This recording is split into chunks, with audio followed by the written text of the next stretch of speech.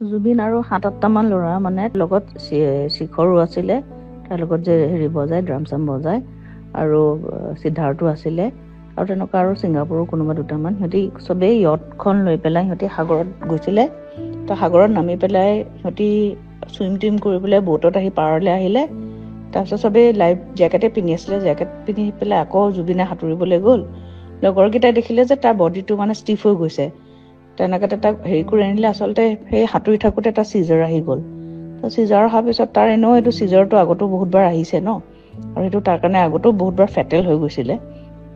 কিন্তু এবাৰৰ তাৰ চিজাৰ অহাৰ পিছত আৰু পানী চানী সোমাই গ'ল চাগে, তাৰ মানে আৰু তাক পালচটো কমি আহিলে। 2 ঘণ্টামান ICUটো ৰাখিলে, কিন্তু আৰু তাৰ পালচটো ঘূৰি নাহিলে। আৰু সেইটোৱে একচুৱেল খবৰ। এইবিলাক স্কুবা ডাইভিং, পেৰাগ্লাইডিং কিবোৰ কৈ আছে এইবোৰ চব মিছা কথা।